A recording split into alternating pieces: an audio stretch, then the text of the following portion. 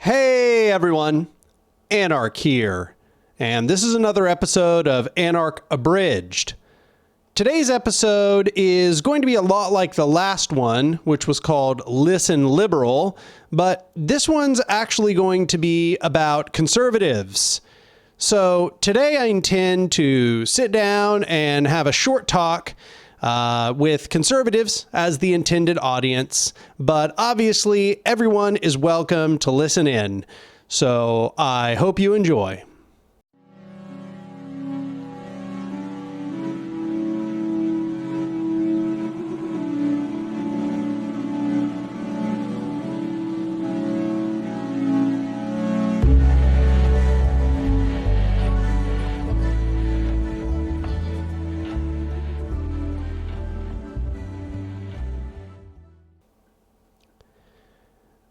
So, if you have come to this video as a conservative, I understand that you probably see me as an anarchist as like your sworn enemy.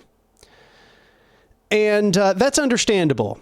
In a lot of ways, the forces you've probably aligned yourself with, those are the anarchists' sworn enemy. That is to say, the anarchist opposes all hierarchical power structures. And I know that if you are a conservative, you probably identify with a lot of hierarchical power structures. You may even think that those hierarchical power structures are somehow related to God, that somehow they are divinely ordained, or that they need to be followed because they are related to traditional values that you hold to be important. However, what I want to point out is that these are in conflict with some other values that you probably hold. Now, I understand that there are kind of broadly two groups of conservatives. There are conservatives that are more authoritarian in their mindset, and there are conservatives who are more libertarian in their mindset. That is to say, there are some conservatives who are happy to side with the state so long as some president or some Congress that aligns with their values is in power, and they're happy to see that state do their bidding and to suppress people that they don't like and so on. It's very unlikely that if that's you're going to come out the other end of this video agreeing with me, or that anything insightful is going to be said here in your case. If, however, you're the sort who really does want small government, who really does believe that a tyrannous state must be overthrown by its people, that the reason why the Second Amendment exists is not just for home defense, but is so that we can overthrow the government or overthrow the state when the time comes, when it is dominating us, then you probably have more in common with the anarchist than you think you do. It's not to say that you're necessarily going to agree with anarchists writ large. There's probably going to be a lot of problems you'll find in that process and a lot of things where you might disagree with them. But the anarchist agrees with you in that. And I just want to say, as someone from Oklahoma, I recognize the importance of firearms to the majority of people who consider themselves conservatives. And I just want to say, anarchists are not like liberals insofar as that they are not trying to take your guns. They do not want the state to be all powerful and to reign over you. That is not what the anarchist wants. The anarchist wants a society where nobody gets to reign over anyone, where everyone gets to explore their full individual personhood, but that action of exploring your full individual personhood is something that you can only really do in community. That you can only do that you can only really be free when you are joined with others. And so what that means is anarchists are generally very pro-gun. Okay, so I just want to get that one out of the way right off the bat. Anarchists aren't trying to take your guns. Anarchists aren't siding with the state. So if that's, I understand that for a lot of people, and this is kind of something that, had to be confronted in the other video, Listen Liberals, and that is, in our political system, we conceive that there are just like two different groups, liberals and conservatives.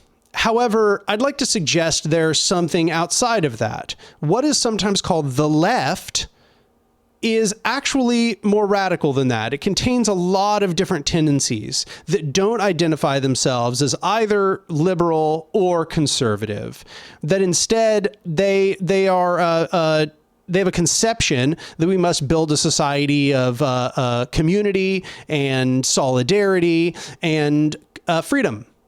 That they are trying to indeed move past the liberal era.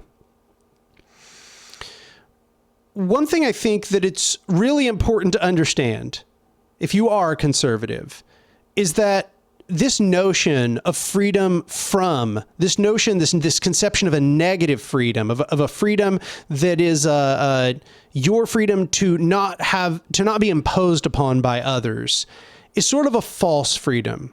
If that were to be taken to its fullest extent, you would have to be living in a shack in the wilderness. And that's, I have to believe, not something you actually want. I think maybe you might think you want it, but in reality, you don't. I think that even if you did have your shack in the wilderness, you'd still want to be in some limited amount of community with people in the area, in the locality. You would still need to make human contact from time to time. You would still consume the products of a broader society. And that society, those products were created and distributed to you, and that you exist by way of that total social good. And that's not a bad thing. And that's actually not something that can be escaped, and nor should you want to escape it. That is actually inherently a good thing. That we are a social species. Our species got to this point through cooperation, and that it's not bad to be connected to other human beings. Other human beings are not a chain. They're not a fetter. They actually strengthen you. Your connection to other human beings strengthens you. So that's a really important thing that conservatives need to understand. No man is an island. Just as it's bad to overcorrect and to be fully collectivist and to only care about the collective, which I suspect is a concern of a lot of people who consider themselves conservatives, it's also false to believe that the individual is the ultimate good and that all that matters is the individual and what the individual needs, because there is no unitary individual. Everybody is connected to society. And once again, that's not bad. It's not, and might I add, it's not bad that you should want to cultivate a better personhood. I think it is a good thing to want to improve yourself, to want to, to see yourself as being sufficient, to try to strengthen your personhood, to try to, if not necessarily not to need others, to be able to prop yourself up as much as possible. That's a strength. That's a good thing in and of itself. The problem is when you think, number one, that is completely possible, that you can ever actually fully just be individually sufficient. As we said, that's not real because you're always connected to the rest of society. But also that you should even necessarily want to be completely and fully self-sufficient. It's not bad to want to improve yourself. It's not bad to want to become, more self-sufficient, to rely on yourself. That is to say, it's not bad to kind of practice these values of stoicism, to have control over yourself, to practice discipline and responsibility. Okay? Self-responsibility is not bad. Responsibility to yourself and responsibility to others, those are actually good things. So when the conservative values those things, that's not wrong. The problem is that those values have been hijacked by the very people who just want to exploit you. And I know you think those people are Democrats. I know you think those people are liberals or George Soros or something, okay? I just want you to understand, you're right that the liberals want to exploit and control you, which is to say, you're right that Democrats are a party of exploiters. But what you're missing is the Republicans are also a party of exploiters. Just in the same way that I talk with Democrats and I have to help them understand that, yeah, I mean, I don't like the Republicans, but stop trying to make the Democrats out to be the good guys. Conservatives need to understand the same thing. Yeah, the Democrats are villainous, but so are the Republicans. Both of these parties are awful. Both of these parties are just trying to use the state in order to control the masses. They're trying to control the people. Neither of them wants to stay out of your business. And I know you're listening to the Republican rhetoric and you're thinking to yourself, oh my God, they do want small government. Oh my God, they do want, to stay out of small businesses, and they do want to, keep their hands off my guns and so on. But I just want to emphasize that that's just a falsehood. They want to deregulate big businesses. They don't care about your small business. They don't care about small landowners. Have farmers fared well under any Republican president? Not really. I mean, maybe okay, but historically, really not. In fact, the best that farmers ever fared was under FDR. But there's this conception among the Republicans that among conservatives, that because Republicans are messaging to them, that means the Republicans want the same things as them. The Republicans are the party of big corporations. They don't care about you. They don't care about any of the things you care about. Unless, once again, you're maybe in that authoritarian group that just wants to control others and wants to impose your conceptions on the rest of the world, in which case you're right. The Republicans want what you want. They want lots of hierarchical power. They want lots of state power. They want to empower the police to oppress you. They want to empower the military for wars of imperialism abroad. That's absolutely what they want. So if that's you, as I said, this video is not for you. But if you're one of those people that what you really want is just the state to stay out of your business and to stop intervening in your life all the time, you should understand that anarchism is probably closer to your values than you think. So then the question might be, why are conservatives so anti-anarchist, and why are anarchists so anti-conservative? Well, let's talk about that. Conservatism is sort of predicated on this idea that what you want to do is you want to conserve traditional values as they currently stand. You want to conserve the world as either it is or was in some kind of near past. So a lot of conservatives, really cling to the 80s or something, probably because of Reagan, or some of them, perhaps they cling to the 50s if they're even older. And what I want to say is, the further back you go in what you think was some idyllic past, you're getting closer and closer to what fascism does. Fascism believes in some idyllic past where everything was perfectly good and that everything should just return to that idyllic past. And I know if you're a conservative, you've probably heard everybody on the left call you a fascist 1,000 times. But I really want you to go research fascism. And I want you to see that is a fundamental component of fascism, is this desire to return to some idyllic past. It is this nostalgic conception of what once was. And I want to really get you to think about that world had an enormous number of problems, and that those problems were awful, that racism was wildly out of control, that sexism was wildly out of control, that homophobia was wildly out of control, and that none of these things were questioned at all. And the desire to return to the 80s or desire to return to the 50s is you saying you don't care about any of those people. And so you can't be shocked when none of those groups of people want to be a conservative, and you can't be shocked when they call you a fascist. You don't care about what was happening to those people in the past. You should expect that they are not going to ever come to your side. And when the time comes, if there's some kind of shooting war, if you want to side with the people who don't care about those groups of people, then you've made your allegiances very clear. You're siding with white supremacy. You're siding with homophobia. You're siding with patriarchy. And I know, once again, if you're conservative, those words, those are buzzwords that you've heard 1,000 times and you don't really probably even care. Okay? You don't care about those things because you don't believe they're real. But let me say, even if you don't believe they're real today, which they are, okay, they were very much even more real in the past.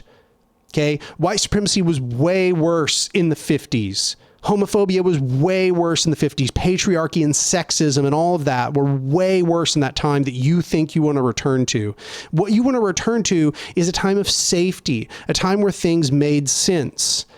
But things don't make sense because the very system that you're supporting right now, which is to say capitalism, which is to say capitalism colluding with the state and this desire for deregulation and to empower the police and to empower the military, that is the very... That is what's destabilized the world and made it so confusing. All of the people that you wish would just shut up and go back and no longer question the world around them, the reason why they can't shut up is because the world has been destabilized by those very forces. As those things have gotten bigger and more powerful, more people's lives are being tread underneath, and things are not being fixed. There has been progress, but the people you're surrounding yourself with are doing everything in their power to prevent the last vestiges of those things from being solved. Okay? So you have to understand, if you want to have a culture of stability, if you want a world where people stay the hell out of your business, if you want a world where the state is small and ineffectual, you're never going to get it by voting for Republicans. And I'd like to add, you're never going to get it by voting for Democrats either. Okay? The only way you're going to get it is by creating communities that actually prop themselves up, that help people confront their circumstances. What that means is that you have to actually do the work to be good and kind to people. And that means that you can't take this hyper individualist stance that all that matters is the individual and that there is no such thing as community with others. You have to abandon that idea. Okay. That time of stability, that environment of goodwill that you like to remember, that was an environment where it had ironed or it had, wiped out all of these conceptions of difference. It had pretended that there weren't real problems. It rested on a lie. That time of idyllic comfort, that nostalgic world that you recall, it rested on a lie. And the lie was that everything was okay and that everything could be talked out and that we didn't have to deal with the systemic problems. Okay? The only way you're going to get a world where people are able to practice this sort of respect and kindness is if you can practice respect and kindness for other people. And the problem is that's not happening when you try to pretend that there are no problems for black people, when there are no problems for women, and there are no problems for gay people, and that's all in the past. You're living in a lie again. You want a world of false peace. You're nostalgic for the world of false peace. So here's what I want to say. If you actually value the concept of freedom, you need to understand that we are free when we are empowered with one another. That is what makes us more free. We gain more freedom as we have access to more things in the world, as we are able to do new things, as new creative capabilities for all of us are opened up. That is freedom. It is not freedom to live in a shack in the woods. What can you even do? Freedom means the capability to do things, to act without constraint. But what things can you do when it's you in a shack in the woods? Not very many things. But when you have a community and you are connected with other human beings, you gain more freedom. You are able to do new things now with the rest of that community. You and that community together are more powerful. You all have more freedom together. This conception of hyper-individualism is false, and it needs to be rejected. You need to leave it behind. It's not real. In the same way that a perfectly collectivist conception is false, that we can all just be ants in a workers' colony. That's also not what we should want. Okay? What we have to do is we have to find the place where both needs are met, both community and individual needs. And as these find communion, that is where freedom actually is. Freedom is at the communion of the individual and the collective together. That's an important thing to understand. And when you understand that, you can understand why anarchists don't oppose guns, for example, because self-defense is important. You should be able to defend yourself. And if indeed you want to overthrow a tyrannous government, the anarchist agrees, you're going to need guns. So this is why sometimes on the left we say if you go far enough left, you get your guns back. Well, here it is. That's why that saying exists.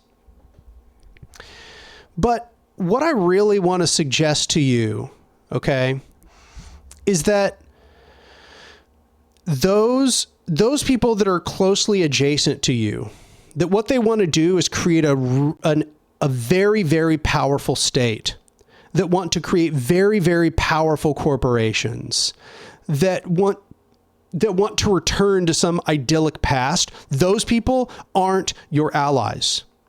Those people want a return to fascism. And I know that probably is not very, you probably don't want to hear that, but it is absolutely true. They want a return to fascism. They're not going to give you your nostalgic past. They're not going to give you a time of idyllic comfort. What they're going to give you is a bloody, genocidal reign.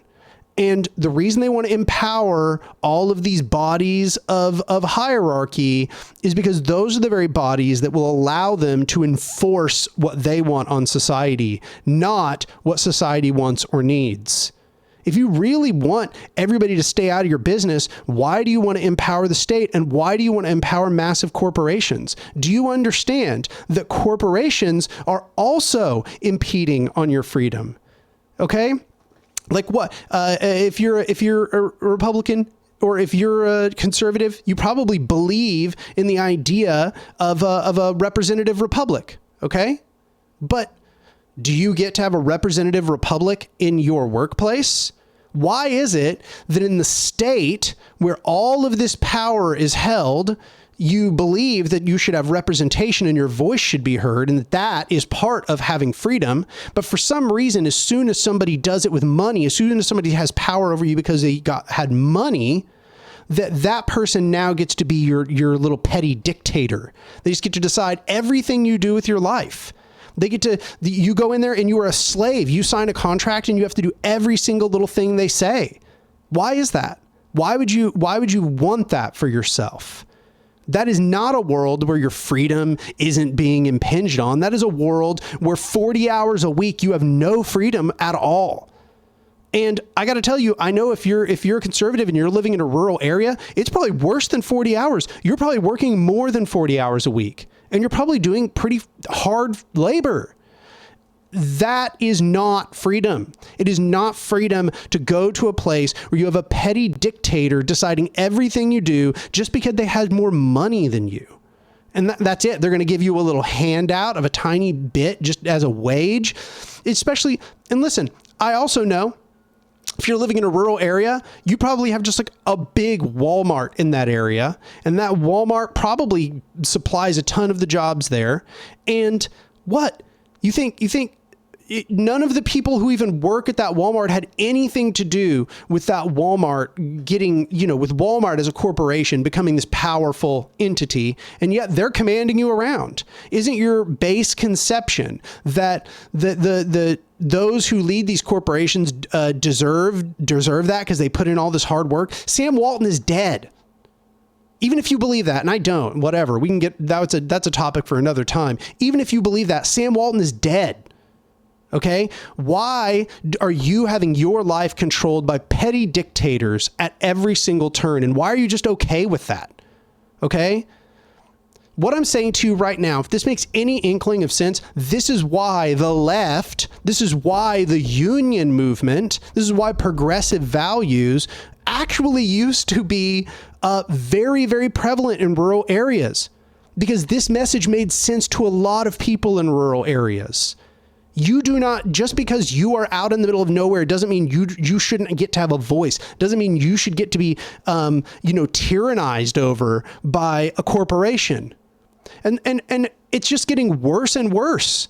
Okay, it's just getting worse and worse. And I know that not every conservative is in a rural area, but if you're in a rural area, I bet Monsanto is buying up lots of land. I bet Tyson is buying out all your chicken farms, and I bet the people who are having those bought out, and I bet the people who are selling their cattle, they're noticing that this system is squeezing them for more and more and more. And that's because that's what capitalism does. Okay, this is not a coincidence. This is not because of state meddling. This is because capitalism doesn't care about you. Capitalism isn't on your side. CEOs don't care about you. You hate the coastal elite, and I get it. I live in Oklahoma, so I understand. The coastal elite are your CEOs. The people who own all your big corporations, those are the people you hate. Yet, for some reason, you support capitalism. Capitalism, listen, I know the right wing loves to talk about people being cucked all the time. The most cucked thing you could do is support capitalism. That's supporting a hierarchical power structure. That's the most cucked thing you could do. I mean, think about it. What is it? It's somebody dominating you and you're okay with it. You're giving them permission to dominate you. So what's wrong with you? Why are you being so inconsistent to your values? Reject that. Reject that. Okay?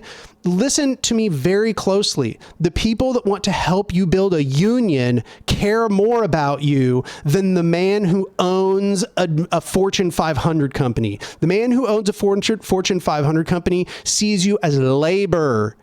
He sees you as an ant that he can exploit in order to make more money. He doesn't care about you. And he doesn't care whether you even like his product. He just wants money. That's it. That's it. Okay? If you really want to regain your dignity, understand that those radical leftists that you've been told to hate, you've been told to hate them because they are the enemies of your dominator. These rural demographics and these demographics of all these red state areas, they have been exploited and captured by the power structures. Massive corporations are not your friend. Huge state powers are not your friend. The Republican Party nor the Democratic Party are your friend. If you want to keep your guns, side with the radicals. Anyway, that's my rant. I could probably go on a lot longer about that one, but that's all I got to say for today. Hopefully, if you're a conservative, you stuck around till the end. Who knows? If you did, go look at the rest of my channel. You want to learn about anarchism? That's what this whole channel's about. Educating people about anarchism. And if you enjoyed the video as a subscriber and, you've come back and watched several of these videos, or, you've got recommended this channel numerous times, you keep watching these videos, consider becoming a patron. Go to patreon.com/anarch, ANARK. Yes, I know. I am living within capitalism. I have to make money myself in order to live, unfortunately. And my Patreon is the way that I do that. So please go over to the Patreon and pledge any amount that you can. Even a small amount is helpful. If you can, subscribe to the channel, like the video, go comment down below. If you're a conservative, if you're not a conservative, you want to comment on my long ramble, do you think I made the right points or the wrong points? Go down there. Tell me what you think. For now, that's it. I'll see you next week.